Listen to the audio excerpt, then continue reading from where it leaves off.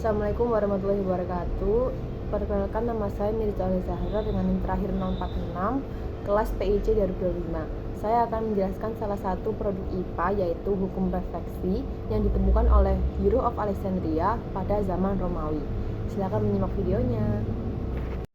Yang pertama, mari kita bahas tentang hukum refleksi menurut berbagai aspek. Yang satu, aspek ontologi, yaitu apa sih yang dikaji dalam hukum refleksi ini.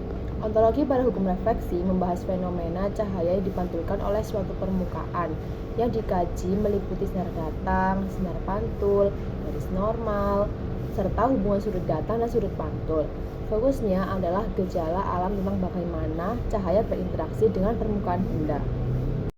Yang kedua ada aspek epistemologi, yaitu bagaimana sih pengetahuan ini diperoleh. Pengetahuan tentang hukum refleksi diperoleh melalui pengamatan dan eksperimen. Para ilmuwan mengamati bahwa ketika cahaya mengenai permukaan datar seperti cermin, sudut datang selalu sama dengan sudut pantul.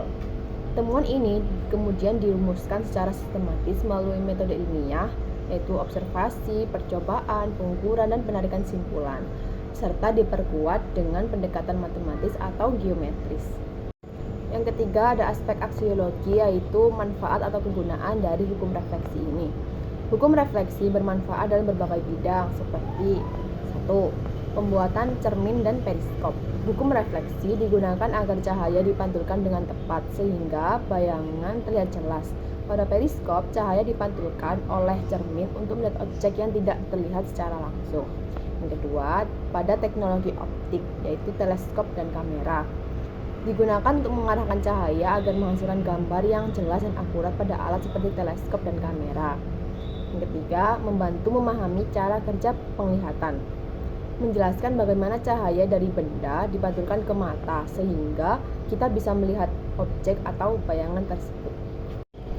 Nah, selanjutnya ada contoh penerapan dalam pembelajaran IPA. Dalam pembelajaran IPA, hukum refleksi dapat diterapkan melalui praktikum menggunakan cermin datar dan senter atau laser. Siswa mengarahkan cahaya ke cermin, kemudian mengukur sudut datang dan sudut pantul menggunakan busur derajat. Dari percobaan ini, siswa dapat membuktikan bahwa kedua sudut tersebut sama, sehingga memahami konsep hukum refleksi secara langsung melalui pengalaman ilmiah. Hukum refleksi itu termasuk sains, pseudosains, atau kepercayaan sih? Nah, hukum refleksi itu termasuk dalam sains ya. Kenapa alasannya? Karena hukum refleksi merupakan bagian dari ilmu fisika yang diperoleh melalui proses pengamatan dan percobaan yang sistematis. Besarnya sudut datang dan sudut pantul dapat diukur menggunakan alat seperti busur derajat dan hasilnya selalu menunjukkan hubungan yang tetap. Hal ini menunjukkan bahwa hukum refleksi bersifat empiris atau berdasarkan fakta, logis, serta dapat diuji dan dibuktikan kebenarannya. Sehingga hukum refleksi ini termasuk dalam kategori sains, bukan pseudosains atau kepercayaan. Selanjutnya, Hero of Alexandria menemukan hukum refleksi ini menggunakan metode induktif, deduktif, atau ilmiah ya. Jawabannya, Hero of Alexandria menemukan metode ini dengan metode deduktif. Karena Hero of Alexandria tidak mulai dengan eksperimen acak atau induktif, melainkan berangkat dari satu prinsip umum bahwa alam selalu memiliki lintasan yang paling efisien atau terpendek.